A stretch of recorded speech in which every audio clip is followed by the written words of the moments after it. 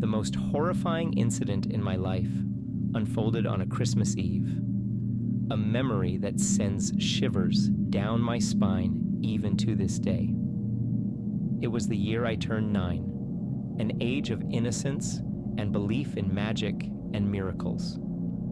The house was filled with the scent of pine and the tinkling sounds of Mom and I decorating our Christmas tree, eagerly anticipating Dad's return from work.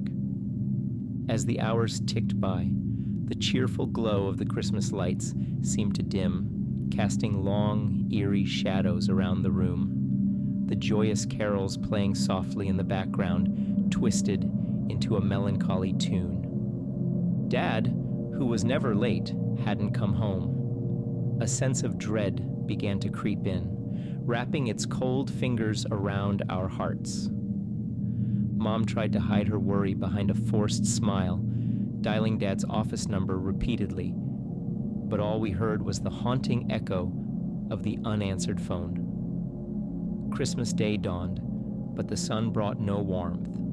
The presents lay unopened under the tree, their colorful wrappings a stark contrast to the growing despair in our hearts. As days turned into a blur, the police initiated a search.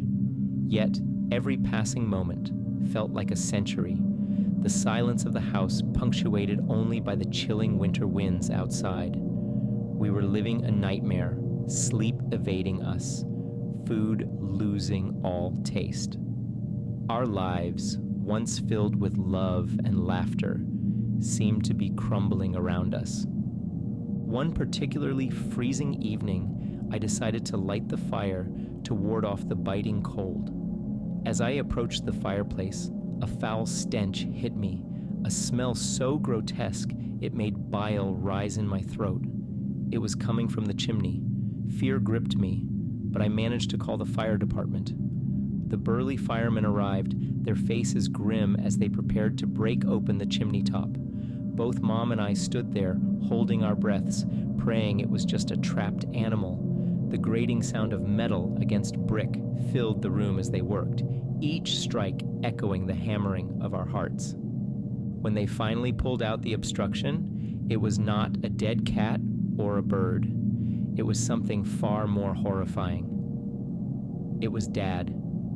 He was there, lifeless, dressed in a Santa Claus suit, his arms still holding onto the presents he had planned on surprising us with.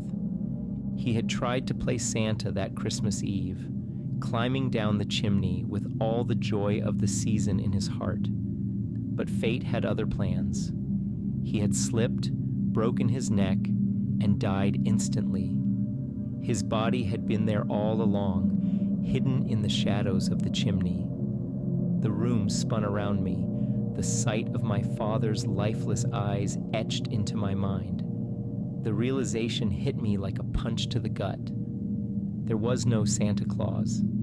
The jolly figure who I believed brought joy and presents was nothing more than a cruel illusion. The memory of that Christmas still haunts me, a chilling reminder of the horrifying twist my life took that festive season. The scent of pine now reeks of death. The jingle bells sound like funeral tolls, and Santa is not a symbol of joy, but a specter of the most dreadful Christmas of my life.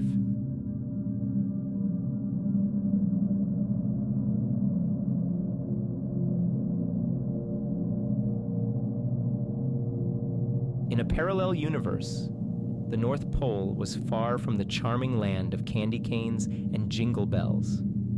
It was a chilling, upside-down realm, ruled by Santa Claus and his wife, both demonic figures who held the elves in cruel servitude. Inside the colossal, grotesque workshop, the enslaved elves toiled day and night.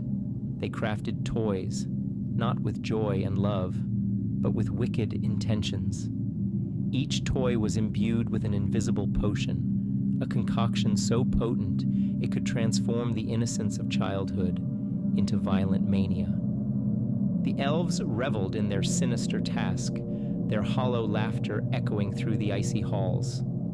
The demonic Santa and his wife supervised with malevolent glee, their eyes glowing with anticipation of the chaos to come. As Christmas morning dawned, children around the world tore open their presents, their excitement turning into horror. The scent of the invisible potion filled the air, seeping into their system. Their laughter morphed into growls, their smiles twisted into snarls. The joyous morning turned into a nightmare as children transformed into manic, violent creatures. From the eerie North Pole, the elves watched the ensuing chaos through a magical snow globe. With remote controls in their hands, they manipulated the transformed children, making them consume all the candy canes on their Christmas trees. Each bite triggered another transformation. The children morphed into miniature tornadoes, their destructive power uncontrollable. Houses were blown down, families torn apart. The world was held captive by the terror unleashed by the demonic Santa and his evil elves. Their laughter echoed across the North Pole, a chilling sound that drowned out the cries of despair. Amidst the chaos, a group of unaffected children discovered the horrifying truth. Filled with bravery beyond their years, they embarked on a perilous journey to the alternate North Pole. Their mission was clear: to put an end to the madness and free their friends from the elves' control. The journey was an odyssey through dimensions that defied all known laws of physics. The world around them disintegrated and reformed like an abstract painting in motion. The fabric of reality was bending and warping as they traversed the interdimensional pathway. It was as if time and space themselves were convulsing, creating a dizzying kaleidoscope of colors and shapes that made their heads spin. But they knew, no matter how perilous or strange the journey, they had a mission to accomplish: to bring an end to the madness and restore the true spirit of Christmas. As they arrived at the demonic workshop, their hearts pounded against their ribs. The workshop was a grotesque parody of a toy factory, the walls painted in hues of midnight black and blood crimson, a stark contrast to the pristine white snow outside. The air was thick with a palpable malevolence, a chilling reminder of the evil that resided within. The laughter of Santa, a sound that once symbolized joy and jollity, now echoed through the workshop as a sinister cackle. It was a sound that made the blood run cold, a sound that promised nothing but terror. In the midst of this horror, the children found strength in their innocence and pure Christmas spirit. They confronted Santa, Mrs. Claus, and the wicked elves in a chilling showdown. The tension was so thick, it seemed to seep into the icy walls, making them seem even colder and more intimidating. But the children were undeterred. With their innocence and Christmas spirit as their weapons, they waged war on the demonic forces. Their voices echoed through the workshop, cries of defiance that drowned out the evil laughter of Santa. Their final act of courage was to destroy the remote controls. As they shattered into a million pieces, the spirits trapped within the North Pole were finally freed. These spectral apparitions, victims of the cruel Santa, faded away with sighs of relief, their ethereal forms disappearing into the cold air. With every piece of the destroyed remotes, a child-turned tornado returned to normal, their wild eyes regaining the light of humanity. Simultaneously, houses miraculously rebuilt themselves, standing tall amidst the snow-covered landscape, a symbol of resilience and hope. The defeat of the alternate reality Santa and Mrs. Claus marked the end of their reign of terror. The elves, once wicked slaves, were freed from their influence and transformed back into joyful toy makers. The real North Pole, which had been frozen in time for what seemed like forever, was suddenly restored to life. It filled back up with genuine warm laughter for the first time in what seemed like an eternity. Upon their return home, the brave children were hailed as heroes. They had saved Christmas, restoring peace and joy to their world. Their homes were filled with the true spirit of Christmas: love, goodwill, and unity. Thus, in the face of unimaginable horror, these children proved that the power of innocence and love could conquer all. Even in an alternate, terrifying North Pole, the spirit of Christmas prevailed, proving that light could always be found, even in the darkest of times.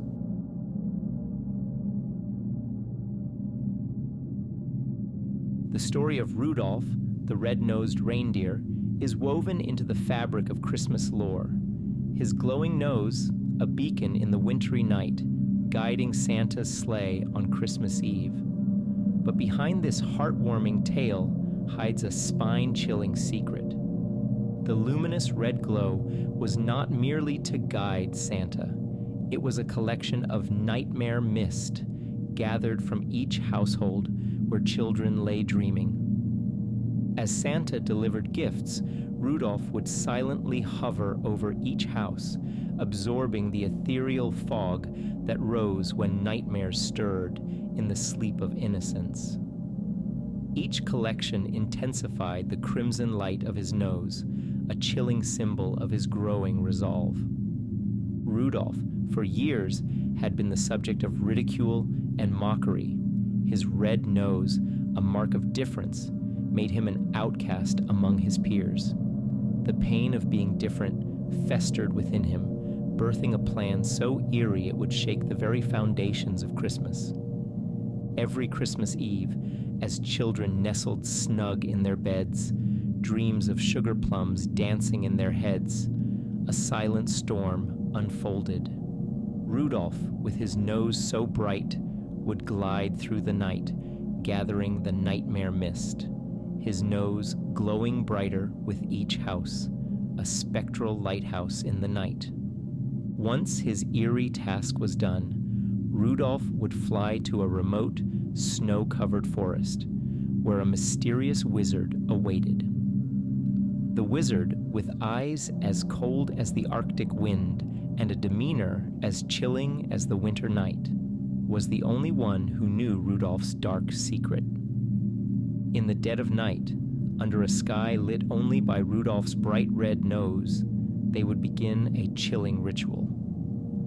The wizard would take the nightmare mist and release it into the air, chanting incantations that echoed eerily through the silent forest.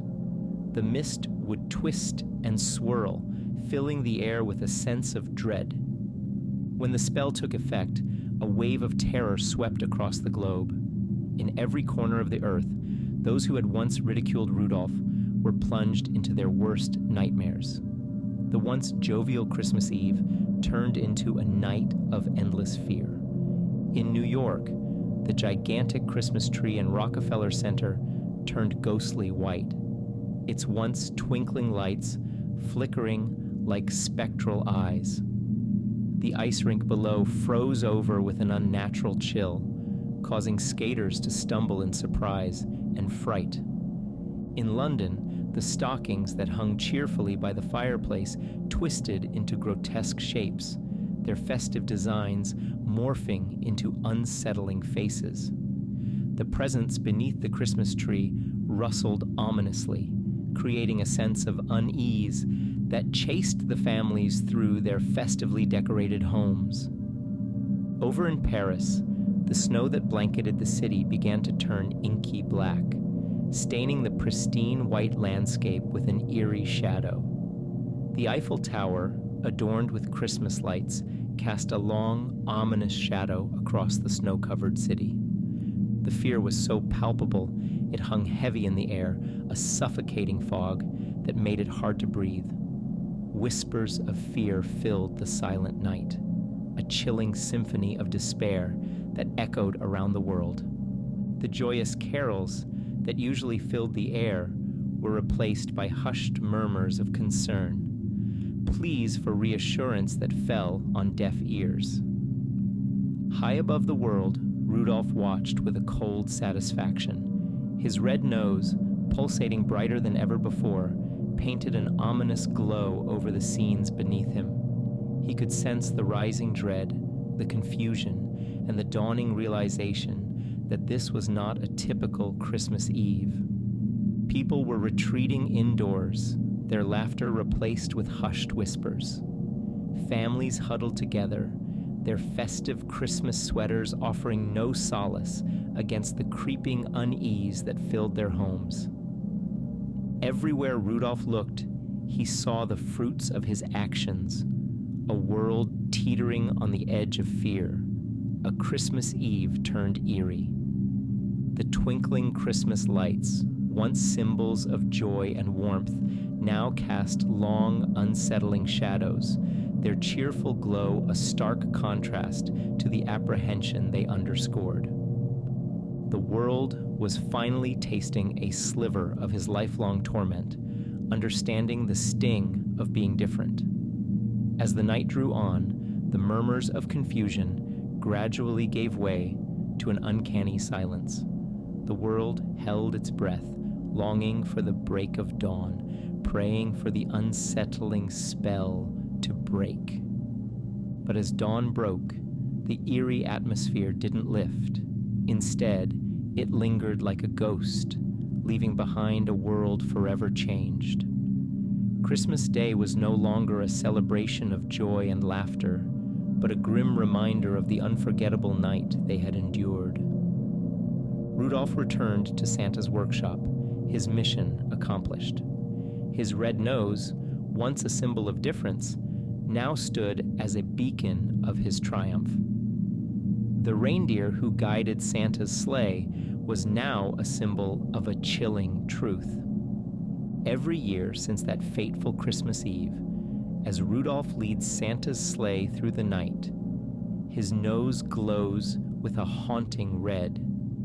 It serves as a chilling reminder of the night when the world woke up to a different Christmas day. A day when Rudolph, the red-nosed reindeer, became Rudolph, the revealer of nightmares.